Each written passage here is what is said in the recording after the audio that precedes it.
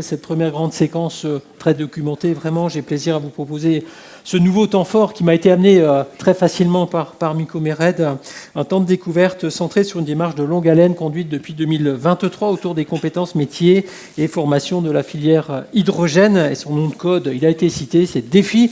Et pour nous en parler, nous avons la grande chance d'avoir à nos côtés Inès Taoufik. Chère madame, si vous voulez bien me rejoindre ici, sur cette scène, avec tous les encouragements de notre public pour vous accueillir. Bonjour à vous, Inès Taoufik. Bonjour à tous. Heureuse d'être avec nous. Oui, très heureuse, merci. On est très heureux de vous accueillir. Chère madame, vous êtes chargée de mission chez France Hydrogène, chef du projet DEFI, le sujet que vous avez la gentillesse de bien vouloir nous décrypter à partir de maintenant. Juste quelques mots de contexte, si vous en êtes d'accord. Lauréat de l'appel à manifestation d'intérêt, compétences et métiers d'avenir, ce projet DEFI, donc pour développer l'emploi de la formation de la filière hydrogène, est porté par la Caisse des dépôts. Il a été lancé en décembre 2022. Il s'agit d'une opération soutenue par l'État dans le cadre du plan France 2030, destiné à développer et créer des nouvelles filières industrielles et technologiques. Alors, autour de la Caisse des dépôts, il me faut citer, autour de ce projet DEFI, France Hydrogène, l'AFPA, EIT InnoÉnergie, France Travail, Ex-Pôle emploi, RCO, le réseau des Cariforef, et ADECO Digital. Alors, vous allez donc pouvoir nous présenter les résultats de cette étude structurante sur 3 axes de travail qui concernaient l'adaptation des métiers et compétences spécifiques hydrogène, le diagnostic des métiers en tension et le recensement et diagnostic de l'offre de formation. Alors au-delà de ces résultats présentés officiellement à l'automne dernier, on sera évidemment très attentif à vos préconisations qui ressortent de cette vaste étude et au prolongement envisagé pour cette dynamique. Inès Taoufik, si vous êtes prête, nous le sommes. Super, merci beaucoup pour cette introduction. Bonjour à tous, je suis ravie d'être devant vous aujourd'hui pour vous présenter le projet DEFI qui a été d'ores et déjà présenté. Je vous en remercie. Alors par contre, je ne sais pas si la télécommande va fonctionner aussi. Est-ce qu'on peut passer, j'avais rajouté quelques slides pour présenter France Hydrogène, on peut passer aussi celle-ci. Je voulais juste, peut-être avant de rentrer dans le vif du sujet sur le projet DEFI, revenir sur quelques chiffres clés de la filière. En quelques mots, et je pense qu'on y reviendra lors de la table ronde de tout à l'heure. Mais France Hydrogène, moi je suis chef de mission au sein du pôle expertise. France Hydrogène, c'est l'association qui représente les acteurs de la filière avec 460 adhérents sur toute la chaîne de valeur. Et donc le panneau que vous avez à l'écran, c'est le panneau qui est mis à jour tous les ans par France Hydrogène lors de l'événement Evolution, qui a eu lieu en fin janvier de cette année, avec la mise à jour finalement des différents indicateurs de suivi de développement de la filière hydrogène. Tous les ans, on essaye d'avoir les mêmes indicateurs pour montrer la progression de la filière, notamment avec le nombre de mégawatts. Donc là, c'est très complémentaire finalement avec ce que vous a présenté Miko lors de sa prise de parole, avec vraiment un focus exclusivement national et donc français, avec un développement de 30 mégawatts de capacité d'installation sur le territoire français. Donc on voit que malgré le retard en effet qu'on peut identifier sur le développement de la filière, on voit qu'il y a quand même un progrès par rapport à 2020 avec un certain nombre notamment de gigafactories qui commencent à avoir le jour sur le territoire, avec le chiffre de 300 MW qui correspond en projet en opération avec une décision finale d'investissement. Donc on est déjà sur quelque chose d'un peu plus sécurisé qu'uniquement des projets. Voilà pour ce chiffre. Sur les stations ouvertes, on arrive à un chiffre de 69 stations ouvertes sur le territoire français. Avec 1320 véhicules en circulation. Donc vous avez le détail aussi avec des véhicules légers, des vélos, mais aussi des bus et des cars, 59, et aussi des BOM qui se développent de plus en plus, ainsi que des camions. Des installations stationnaires opérationnelles. Installations stationnaires, on parle notamment de groupes électrogènes à hydrogène, mais aussi des installations pour faire de l'effacement électrique dans des quartiers, par exemple. Des appoints avec des chaudières à hydrogène. Tout cela, on peut le décompter aujourd'hui à 85 installations qui correspondent à environ 4,5 mégawatts installés. Et finalement, ce qui nous intéresse aujourd'hui sont les emplois. Donc, pour rappel, dans la stratégie nationale, on avait un objectif. Donc, en 2020, la stratégie donnait un objectif entre 50 000 et 150 000 emplois créés à 2030. Donc, dans le cadre de la stratégie révisée, on est plutôt à 50 à 100 000 emplois. À 2030, ce sera déjà très bien. Et comme vous le voyez, on a essayé de quantifier ça année après année. Et aujourd'hui, en 2023, à fin 2023, on était à 6 400 emplois dans la filière. Donc avec une nette augmentation ces dernières années. Donc un petit chiffre aussi sur la formation liée à l'hydrogène. Donc on y reviendra plus tard, mais donc en 2023, nous avons fait une réactualisation des chiffres de défis parce que les chiffres sur la formation évoluent extrêmement rapidement avec des formations qui se créent finalement presque quotidiennement. Et donc à fin 2023, on était à 340 offres de formation recensées et je reviendrai sur la différenciation qu'on fait entre les types de formations présentes sur le territoire. Voilà, est-ce qu'on peut passer s'il vous plaît à la slide d'après. Donc, en introduction, on a cité les différents partenaires. Donc, en effet, DEFI, c'est un projet qui est lauréat de l'appel à la manifestation d'intérêt compétences et métiers d'avenir, qui fait directement partie des suites de la stratégie nationale hydrogène. Donc, comme le disait Miko en introduction, dans notre stratégie nationale, on avait des objectifs de décarbonation de l'industrie, de décarbonation de la mobilité, mais aussi de recherche et développement et de développement des compétences et de la formation. Et donc, c'est dans ce cadre-là que France 2030 a alloué un certain nombre de budgets pour un appel à manifestation d'intérêt qui s'appelle donc Compétences et métiers d'avenir, où il y a deux parties, une partie diagnostic et une partie dispositif de formation.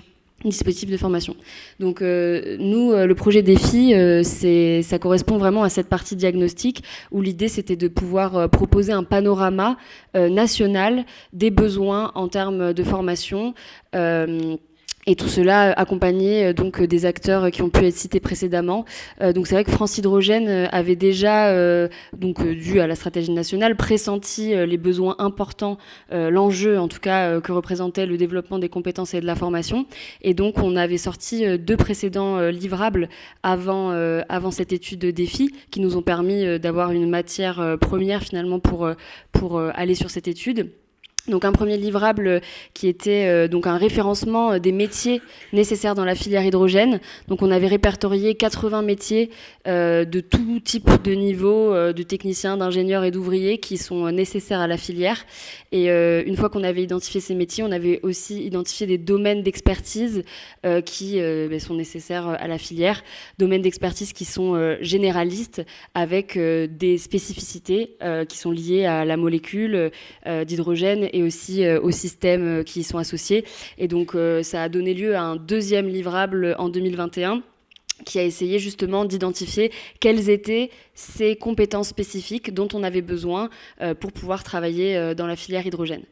Donc tout ça nous a servi de base pour cette étude et donc on avait besoin de s'entourer aussi d'experts de la formation et de l'emploi, donc d'où ce consortium qu'on a créé avec l'AFPA, que je salue, qui est très représenté dans la salle, l'AFPA, ADECO bien sûr, qui a été très présent aussi notamment grâce à ADECO Digital qui peut analyser le marché de l'emploi et donc qui nous a permis d'avoir un certain nombre de données aussi sur les métiers en tension, donc on y reviendra plus tard. Donc le réseau des Cariforef que vous devez connaître, surtout les représentations des régions qui sont vraiment les organes qui permettent de répertorier l'offre de formation existante, donc un partenaire aussi très important. EIT InnoEnergie, qui a justement cette envergure européenne et qui est spécialiste dans l'ingénierie pédagogique et notamment dans l'hydrogène et dans la batterie, et donc qui était un partenaire aussi très précieux en termes de retour d'expérience sur ce qui est fait au niveau européen et français justement sur les batteries. Je pense que et Pôle emploi bien sûr qui a pu participer notamment sur l'étude des métiers en tension avec son étude annuelle BMO, donc besoin en main d'œuvre, qui analyse tous les ans le marché de l'emploi.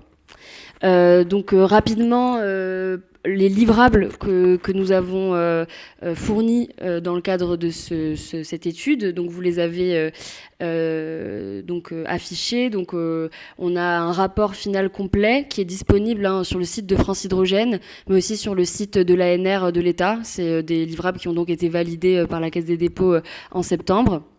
Donc avec un rapport assez dense sur les trois sujets qui nous intéressaient, donc les compétences spécifiques, les métiers en tension et l'analyse de l'offre de formation existante. On a une petite synthèse pour vous résumer un petit peu tout ça et vous éviter d'avoir à lire les 300 pages. Et surtout, ce qu'on a pu faire, il y avait un axe très important sur l'attractivité des métiers, ça a été évoqué aussi tout à l'heure. Donc quand j'évoquais les 80 métiers nécessaires à la filière hydrogène, il faut bien comprendre que ces 80 métiers sont aussi nécessaires dans les autres industries, d'où cette analyse qu'on a essayé de faire sur les métiers en tension. Et donc l'hydrogène est finalement une opportunité de faire rayonner les métiers industriels auprès des jeunes, mais aussi des moins jeunes, parce qu'on a des besoins assez pressants qui ne peuvent pas forcément attendre les bacs plus 5 de la formation initiale. Donc c'est pour ça qu'agir en même temps sur la formation initiale et la formation continue est essentiel. Et donc pour adresser ces sujets d'attractivité, donc Miko nous a montré son outil Mosaïque, qui est donc un outil très intéressant. J'y reviendrai aussi après sur ce qu'on a pu faire sur l'attractivité, mais néanmoins, je vous invite à aller voir sur la chaîne YouTube de Défi des vidéos que nous avons tournées. Donc, il nous semble très important pour adresser la problématique de l'attractivité, déjà de montrer ce que sont les métiers de l'hydrogène et les entreprises et les industries aujourd'hui qui se positionnent sur l'hydrogène, parce qu'on a un peu la vieille... La vieille image de l'industrie un petit peu sale et contraignante, on va dire, et alors qu'en fait aujourd'hui on est sur des schémas qui peuvent être totalement différents. Donc on est allé dans les entreprises, donc nos adhérentes, pour filmer les conditions de travail, les salariés qui sont impliqués et qui sont extrêmement motivés par leur travail dans le cadre de la transition énergétique et qui trouvent un réel sens à ce qu'ils font. Donc ça pour nous c'est très inspirant et c'est important de pouvoir avoir ce genre de contenu pour le diffuser auprès des jeunes et des moins jeunes, et aussi des outils pédagogiques donc pour vraiment faire comprendre qu'est-ce que la filière hydrogène et quel est son rôle dans la transition énergétique, parce qu'on se rend compte que le grand public connaît très mal les enjeux de la filière. Donc voilà en quelques mots les livrables que nous avons produits. Je veux bien qu'on passe à la suite, s'il vous plaît. Donc, ce qui nous semblait important de faire en introduction donc de ces travaux, c'était d'avoir une vision finalement de comment allaient évoluer les besoins en termes de main-d'œuvre dans les prochaines années. On peut avoir accès à ces informations-là grâce à la base de données que nous entretenons à France Hydrogène grâce à nos membres, où en fait on a une vision donc sur les projets en cours. Et donc l'idée c'était d'essayer d'étaler dans le temps l'ouverture des différents projets et d'y corréler les besoins en termes d'emploi, mais aussi pour déterminer des priorités à cibler en termes de niveau. Donc, est-ce qu'on a plutôt besoin d'ingénieurs, de techniciens, sur quelle thématique et à quel moment on va avoir potentiellement des pics sur ces recrutements. Donc, c'est ce qu'on a essayé de faire en analysant majoritairement les projets de stations. Donc, ce que vous voyez sur la petite chronologie avec les phases de recrutement, c'est que donc on a analysé les stations, les fabricants d'électrolyseurs et les usines de production d'hydrogène, qui sont pour l'instant les trois typologies de projets qui tire vraiment la filière dans son développement. Et ce qu'on voit, c'est que finalement les stations, donc la mobilité, est quand même assez en avance finalement sur la filière et pousse la filière, notamment dans le développement de ces formations. On remarque qu'aujourd'hui, beaucoup de formations sont liées justement à la mobilité. Donc voilà ce qu'on peut dire sur le sujet. Un petit chiffre aussi intéressant qui est issu de donc Adecco Analytics, donc 77% des offres d'augmentation sur les offres d'emploi qui sont publiées sur les plateformes d'annonces d'emploi. Donc on voit qu'il y a quand même une réelle dynamique sur le marché de l'emploi.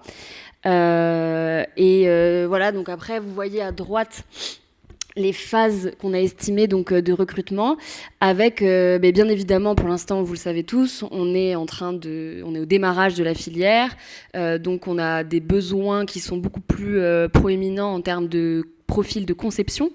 Il ne faut pas s'y méprendre, la conception ne veut pas dire uniquement ingénieur, mais comme on le rappelle dans le schéma, on a aussi besoin de techniciens. Donc pour citer des exemples, des techniciens dessinateurs, projeteurs, instrumentistes, qui sont des profils qui sont énormément en tension aujourd'hui. Donc voilà, c'est ce focus sur les métiers de la conception et qui va petit à petit, comme vous le voyez à l'écran, s'inverser en termes de besoins de techniciens et d'ouvriers, avec, on l'estime, à une grosse majorité de besoins sur des profils techniciens et ouvriers, pour tout simplement faire fonctionner les sites, les usines, la maintenance de tout ce qui va exister sur les véhicules, enfin tout ce qui concerne la mobilité ou même l'industrie. Donc voilà, il y a quand même un focus sur la conception et sur ces profils, mais il ne faut vraiment pas oublier qu'à terme, ce sera vraiment la masse des salariés seront positionnés sur des techniciens et des ouvriers, et donc le fait d'anticiper ces niveaux qui sont très importants. Donc on peut passer, merci. Donc quelques constats, oui, donc un petit chiffre qu'on avait eu aussi dans le cadre d'une autre étude où en fait on essayait de comparer justement l'impact en termes d'emploi, parce que c'est vrai que l'État aussi est très sensible à ce genre d'indicateurs, et à voir en termes d'euros investis, combien est-ce qu'on va pouvoir avoir de bénéfices en termes d'impact social et d'emploi sur les territoires. Et donc, si on comparait les différentes configurations de déploiement de la filière avec un déploiement centralisé, semi-centralisé, par exemple, ou avec des tailles d'installation qui sont plus ou moins conséquentes, ce qu'on remarque, c'est que des entreprises de taille intermédiaire ont un impact plus positif sur l'emploi que les grosses entreprises. Donc, c'était quelque chose d'assez intéressant pour justifier donc les objectifs de relocalisation et d'industrialisation de la filière.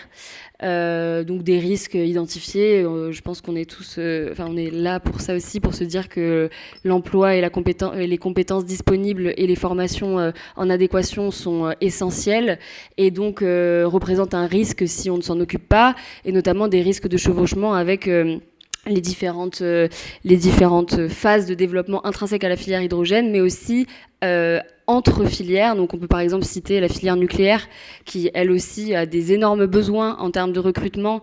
Donc on parle de 100 000 emplois aussi à horizon 2030, et on voit que ces filières qui sont en plein développement se phagocytent les unes avec les autres. Donc voilà, et adaptation de l'appareil de formation, voilà, je pense qu'on a fait à peu près le tour. On peut passer à la suite, merci. Donc pour rentrer un petit peu dans le dur des travaux, le premier objectif, comme je l'ai cité tout à l'heure, était donc d'aller plus loin dans l'analyse de quelles étaient les compétences réellement spécifiques à la filière hydrogène. Donc comme je vous l'ai dit tout à l'heure, 80 métiers, des métiers génériques.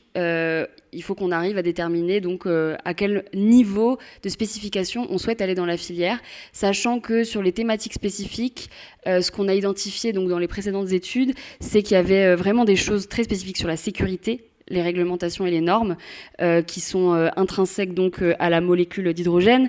Donc on parle de risques électriques, de risques chimiques, de risques avec les pressions qui sont particulièrement hautes dans la filière, des risques d'explosion dus à la molécule et d'inflammation. Donc tous ces risques-là doivent être connus et pris en compte en fait dans les formations qu'on va pouvoir donner. À tout type de niveau. Ce qu'on a estimé, c'est que finalement, toute personne travaillant dans des entreprises relatives à l'hydrogène sont censées avoir un premier niveau de sensibilisation à ces enjeux de sécurité. Et ensuite, on a essayé de construire finalement une matrice de compétences avec différents niveaux de spécificité requis pour ces thématiques-là. Donc si je reste sur l'exemple de la sécurité, réglementation et des normes, avec donc des niveaux graduels de nécessité d'expertise. Donc je l'évoquais, le niveau 0 d'acculturation au risque hydrogène qui est censé être nécessaire pour tout le monde.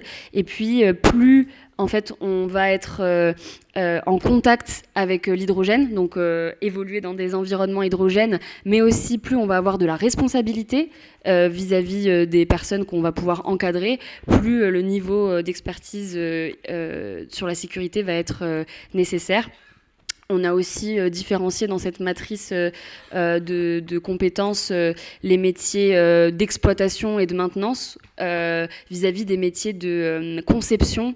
Donc les métiers de la conception, on peut penser à tout ce qui va être les chargés d'évaluation, de conformité, QHSE. Donc ces métiers-là qui ont aussi besoin d'avoir bien évidemment une connaissance très poussée de tout ce qui concerne la sécurité, les normes et la réglementation et ses évolutions. Parce que comme vous le savez, ça évolue extrêmement vite. Et donc voilà, sur le principe de ces matrices, une fois qu'on a identifié les différents niveaux, on a écrit des compétences. Donc des compétences techniques et des compétences comportementales. Donc sur les compétences comportementales, on a été un petit peu plus... on a moins creusé le sujet. Néanmoins, ce qui ressortait, notamment dans l'analyse d'Adecco dans les offres d'emploi actuelles, c'est surtout voilà, tout ce qui concerne de la rigueur et un bon savoir-être dans une entreprise industrielle qui est plutôt logique. Donc une fois qu'on a eu décrit ces compétences, on a positionné les 80 métiers dont je vous ai parlé tout à l'heure qui sont nécessaires à la filière en fonction du niveau estimé sur la sécurité pour finalement aider les entreprises mais aussi les organismes de formation à se dire que quand ils vont faire leur ingénierie pédagogique pour créer la formation qui va bien en fonction du métier ciblé, ils puissent se servir en fait de cette matrice comme base à minima pour avoir les niveaux requis et des compétences qui sont déjà à peu près analysées. Et donc tout ce travail-là a été fait comme tous les travaux que nous faisons chez France Hydrogène, c'est-à-dire en collectif avec les adhérents et avec une représentativité des différentes entreprises de la filière autour de la table. On a fait la même chose sur les briques technologiques. Donc, on a repris les 3 systèmes principaux, donc des piles à combustible, des électrolyseurs et des stations de recharge en hydrogène, qui sont encore une fois les systèmes les plus utilisés et les plus représentatifs du développement de la filière hydrogène à ce jour. Et on a essayé de faire la même chose en proposant donc une matrice de compétences qui séparait donc, bon, je vais peut-être pas rentrer dans le détail, mais voilà, des blocs gestion du système hydrogène qui en fait tout simplement c'est comment est-ce que fonctionne le système avec ensuite les interactions entre les différents sous-systèmes d'une station par exemple avec les stockages d'hydrogène, la pile à combustible, le stack, etc. Et donc là, on a fait la même chose avec des niveaux de 0 à 3 sur lesquels on a positionné les différents métiers du référentiel. Donc ça, c'était un gros travail qu'on a fait donc avec les acteurs de la filière. Sur ce travail-là, on a été très générique. Finalement, c'était l'objectif de pouvoir proposer en une visualisation les différents métiers, leurs spécificités et les niveaux. Néanmoins, on a bien conscience que dans la réalité, c'est beaucoup plus complexe parce que un soudeur qu'on aurait pu positionner par exemple sur un niveau de débutant sur la partie sécurité, en fait un soudeur parfois il va pouvoir souder des pièces dans une usine en amont où il sera jamais en contact avec de l'hydrogène, alors que parfois il va aller souder directement sur un système là où est présent l'hydrogène. Donc en fonction de ça, évidemment le niveau requis sera totalement différent, mais c'est pour ça qu'on pouvait pas aller dans ce niveau de complexité et que ça c'est déjà un premier outil d'aide pour ensuite aller dans le détail au cas par cas. Je vous remercie. On peut passer à la suivante. Le deuxième lot de cette étude donc était l'analyse des métiers en tension. Donc encore une fois, on est reparti sur les 80 métiers identifiés précédemment par les précédentes études de France Hydrogène. Sans surprise, quasiment tous les métiers sont en tension. Donc ça, c'est la bonne nouvelle. Donc une fois qu'on a dit ça, on a essayé avec Pôle emploi et Adecco donc, de travailler à affiner un petit peu cette analyse et à se demander qu'est-ce qui pourrait finalement ressortir pour qu'on puisse avoir des actions ciblées sur tel ou tel métier. Et donc, ce qui est ressorti, c'est deux principaux critères de tension. L'intensité d'embauche.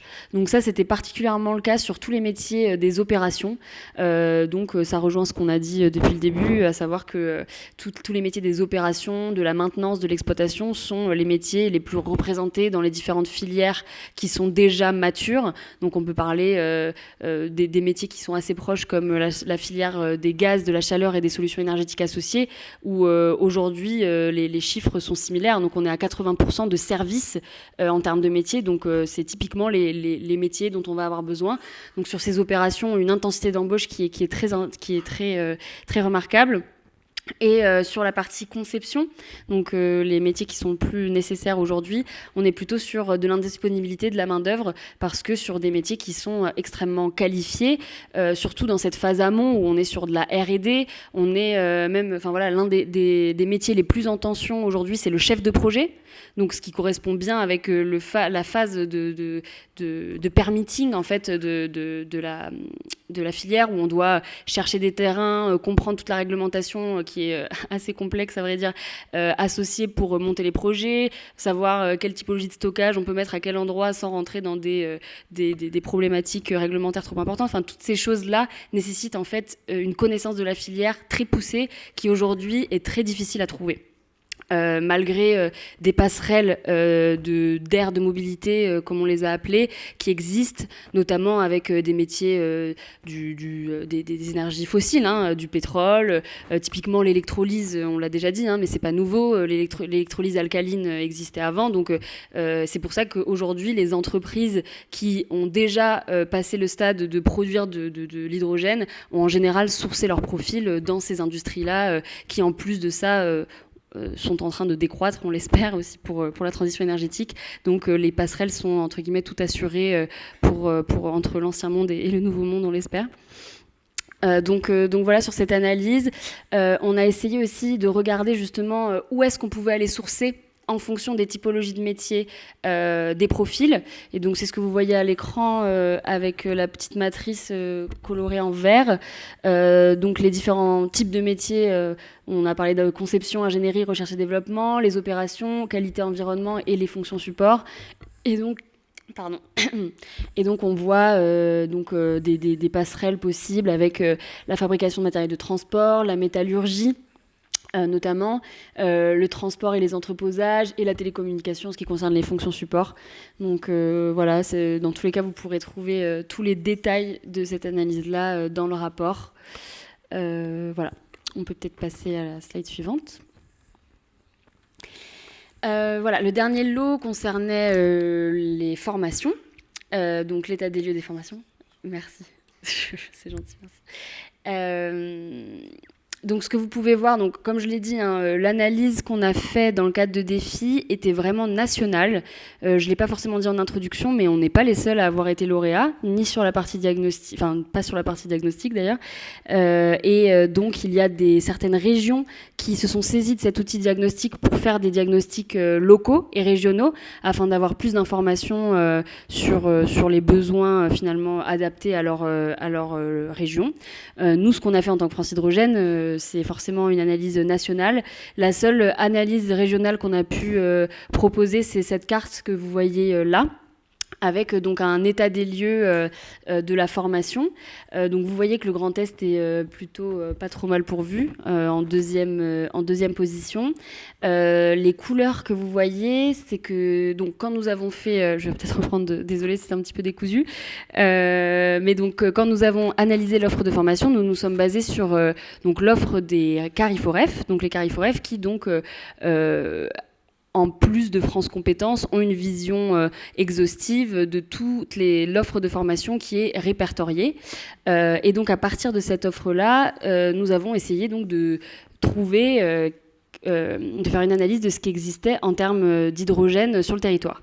Ce n'était pas du tout une mince affaire, étant donné que ce qu'on a remarqué, c'est que le terme hydrogène n'est quasiment jamais présent en fait dans les offres de formation, parce que ce qu'il y a, c'est qu'il y a soit des masters Donc beaucoup d'enseignements supérieurs, en fait, des masters, des universités qui, pour se différencier aussi, ont souhaité créer des masters spécialisés ou spécialisant sur l'hydrogène. Néanmoins, c'est uniquement une option. Par exemple, on a des énergies renouvelables, le master énergie renouvelable, et on va avoir une petite coloration sur l'hydrogène. Et donc l'hydrogène n'apparaît pas directement dans le nom de la formation, donc est très difficile à identifier. Ce qu'il y a et ce qu'on a plus réussi à identifier, c'est l'offre de formation continue, où là, il y a beaucoup d'entreprises, finalement, déjà, qui ont créé leur académie. Donc là, c'était plutôt... bon, le mot hydrogène est présent. Ou alors des organismes de formation continue. Sur la sécurité, par exemple, donc on peut citer l'APAV, l'INERIS, qui ont déjà un certain nombre de formations existantes. Ce qu'on a remarqué, c'est donc un vide assez latent entre les niveaux de l'éducation nationale, donc tout ce qui concerne les bacs professionnels, les BTS, les BUT, qui sont des niveaux plus compliqués à adresser parce que forcément on doit aller toquer à la porte de l'éducation nationale et voir les options qui s'offrent à nous. Elles sont variées et ne sont pas encore forcément fixes parce que voilà, il y a beaucoup de choses à faire, j'y reviendrai peut-être plus tard. Néanmoins, c'est ce qu'on a pu remarquer. Donc, à l'époque, en juin 2023, on a recensé 216 offres de formation. Donc, comme vous l'avez vu, vous avez été spoilé un peu en avance, mais en janvier, donc, on est arrivé à 340. Là, c'est les sessions de formation, mais 340 offres de formation sur le territoire. Ce recensement de l'offre de formation, il est aussi très compliqué. Comme je l'ai dit tout à l'heure, l'offre de formation, elle évolue extrêmement vite. Donc, on se base surtout sur nos adhérents qui nous font remonter l'offre de formation existante. Néanmoins, elle n'est pas du tout exhaustive et on ne peut pas s'en targuer parce que c'est, encore une fois, impossible de le faire. Donc, comme je disais tout à l'heure, une pluralité d'acteurs mobilisés, donc des universités qui ont créé des masters, des organismes de formation, des entreprises, des branches professionnelles. Un point sur la pénurie de formateurs. Donc ça, c'est un point qui est extrêmement important parce que aujourd'hui, on a besoin de former les formateurs. Donc on est en un stade encore au-dessus et très peu de gens sont aujourd'hui en capacité de le faire. Donc c'est un sujet qui est extrêmement important et qui est pris à bras-le-corps par les autres lauréats donc, de l'AMI dont je vous ai parlé tout à l'heure, qui sont les dispositifs de formation. Donc nous en avons un sur votre territoire à Grand Est avec le projet Amphi, notamment, qui est donc un projet qui a pour objectif de développer les dispositifs de formation et notamment la formation de formateurs, qui est donc un axe extrêmement important. Donc, en ce qui concerne les domaines couverts par l'offre de formation, donc, étant donné que, comme je disais tout à l'heure, beaucoup d'entreprises ont dû elles-mêmes prendre en charge la montée en compétences de leurs salariés, il y a un certain nombre d'offres qui existent sur les systèmes en tant que tels, mais il manque encore énormément de choses sur les architectures conception, la maintenance, la sécurité, les risques. Tout ça, c'est encore que très peu adressé. Donc sur les chiffres, vous pouvez passer peut-être. Voilà, les chiffres clés en un petit peu plus gros. Donc je disais, donc 340 offres de formation actualisées en janvier, 75% de formations certifiantes. Donc ça, c'est un sujet aussi.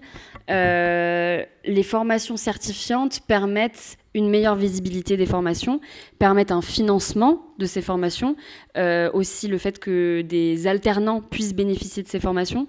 Donc le fait que les formations soient certifiées, c'est extrêmement important et on voit qu'aujourd'hui, c'est encore que très peu le cas. Donc c'est une des pistes aussi de réflexion, c'est de faire en sorte de certifier beaucoup plus, mais aussi de favoriser, de faciliter les démarches de certification, étant donné qu'elles sont assez compliquées. Et donc là, il y a des leviers qui peuvent être mis en place, notamment avec France Compétences, qui chaque année sortent une liste de métiers émergents, donc pour coller en fait aux besoins des entreprises françaises. Et donc on a des opportunités d'inscrire certains métiers pour faciliter justement les certifications de certaines formations. Donc ça, c'est des pistes de réflexion. Donc voilà, je le disais tout à l'heure, 4 formations sur 10 comportent le mot hydrogène et encore sur l'offre qu'on a analysée, c'était beaucoup, comme je vous l'ai dit, des entreprises, donc avec plus souvent le terme inclus dans l'intitulé, mais si on part sur de l'éducation nationale ou de l'enseignement supérieur, ce sera encore moins. la durée des formations, où il y a beaucoup de sensibilisation aussi. Donc des sensibilisations de quelques jours, de quelques heures, d'une semaine, justement sur les problématiques de sécurité ou sur les systèmes. Voilà. Et peut-être juste en complément, ce qu'on a essayé de faire dans le recensement de l'offre de formation, c'est de séparer l'offre de formation en 3 catégories. Donc les formations de sensibilisation, comme je l'ai évoqué, les formations connexes, donc typiquement des formations généralistes avec un vernis, une sensibilisation à l'hydrogène, contrairement aux formations cœur, où là on est vraiment dans l'objectif de travailler directement dans la filière. Voilà, on peut passer. Merci. Je pense qu'on peut passer ça aussi. Donc rapidement sur les préconisations. Donc évidemment l'anticipation elle est essentielle et c'était tout l'enjeu de ces diagnostics, c'est d'essayer d'avoir au maximum une vision complète de ce qui se passe, anticipée pour mieux préparer en même temps la disponibilité des compétences et l'adéquation des formations avec le besoin des entreprises. Donc développer l'attractivité de la filière, donc ça on en a aussi parlé, donc on a tout un tas d'outils, on a parlé des fresques de l'hydrogène, de la connaissance des métiers, s'appuyer sur les acteurs institutionnels, c'est très important. Donc quand on parle des fresques, nous par exemple on va développer donc une fresque de l'hydrogène générique pour le grand public, parce que le grand public est une cible extrêmement importante. Néanmoins il y a aussi d'autres cibles qui sont très pertinentes, comme les institutionnels et les décideurs. Et donc là l'idée c'est de se dire qu'une mairie par exemple, on a le cas aujourd'hui avec des mairies, des collectivités qui souhaitent investir dans des quartiers 100% énergie renouvelable et qui souhaitent intégrer des briques hydrogène à l'intérieur de la création de ces écoquartiers. Et en fait, la connaissance est tellement faible aujourd'hui sur ces solutions que pouvoir sensibiliser ces acteurs-là à ce qui existe, aux solutions existantes, à leurs avantages, potentiellement aussi leurs inconvénients, c'est extrêmement important. Donc c'est des cibles aussi qu'on souhaite adresser quand on parle d'attractivité et de meilleure connaissance. Donc favoriser les dynamiques territoriales pour développer des actions mutualisées de développement des compétences. Donc c'est ce qu'on essaye de faire aussi dans notre rôle de France Hydrogène, c'est-à-dire essayer d'avoir à minima une vision sur les initiatives qui sont en cours. Donc tout à l'heure j'évoquais les lauréats des dispositifs de formation. Donc je citais le projet Amphi sur le territoire. On va avoir une présentation du projet Green Sky par la suite. Donc tous ces projets-là qui sont un petit peu partout dans le territoire, on a une réelle nécessité à avoir une vision globale et sans forcément les coordonner. L'idée c'est de se dire où sont les synergies quand on peut en trouver et comment est-ce qu'on peut travailler ensemble pour massifier les impacts, parce que pour l'instant on n'en est pas à un stade où on en est justement à un stade où la collaboration est essentielle et où le partage de bonnes pratiques aussi est vraiment, ce serait dommage de s'en priver. Donc c'est vraiment ce qu'on essaye de faire, de favoriser les synergies et de mettre tout le monde autour de la table pour aller plus vite. Typiquement sur les colorations des formations, ce qu'on voit aujourd'hui, c'est que les colorations, à la base, c'est un outil qui est utilisé de manière locale. Donc quand je dis coloration, c'est partir d'un diplôme, par exemple, existant et ajouter 20% au maximum de modules complémentaires ou, par exemple, de travaux pratiques ou d'immersion dans des entreprises pour qu'à la fin, on puisse se dire qu'une personne ou un étudiant, un élève a été coloré à l'hydrogène. Ça, c'est quelque chose qui se fait c'est des choses qui se font à des initiatives locales. Et nous, ce qu'on essaye de faire, c'est de prendre un peu de recul et de se dire, des diplômes nationaux tels qu'un électrotechnicien, c'est un diplôme qui est présent partout sur le territoire. Comment est-ce qu'on peut colorer ensemble, finalement, pour que tous les territoires puissent en bénéficier? Donc, c'est des choses qu'on essaye de faire. Peut-être, si on peut passer, il faut que je me dépêche. Ouais. Donc diversifier les modules de recrutement, la MRS, des immersions très importantes pour faire découvrir la filière, donner de la lisibilité, de la cohérence à l'offre de formation. Donc je pense qu'on en a à peu près parlé. Donc là à l'écran vous avez des propositions concrètes. Et juste en 1 minute, du coup, tout ce travail-là a engendré donc une réelle dynamique auprès de beaucoup d'acteurs, donc nos adhérents, mais pas que. Donc, on a décidé de continuer les travaux dans le cadre d'un nouvel appel à manifestation d'intérêt, donc la phase du dispositif de formation. Donc, comme on avait la partie diagnostic, on avait le panorama nécessaire pour pouvoir se lancer dans la suite. Donc bien sûr en co-construction avec les projets locaux que j'ai évoqués. Donc j'ai parlé d'Amphi, il y en a un en Occitanie qui s'appelle Génio, qui a été précurseur, qui a été l'un des premiers lauréats. On en a un aussi à Grenoble, le projet AMI. En Normandie, notamment avec le CMQ Seine, qui est très actif sur les différentes énergies renouvelables. Et un récent aussi en Ile-de-France avec le projet Hashtaz, porté par l'Université de Paris-Saclay. Et donc, en synergie avec ces différents projets, on est en train donc de candidater, nous aussi, à notre projet qui s'appellera, s'il voit le jour un jour, Impact. Et donc, qui essaiera de concrétiser les différentes préconisations qu'on a pu mettre en place dans le cadre de défis.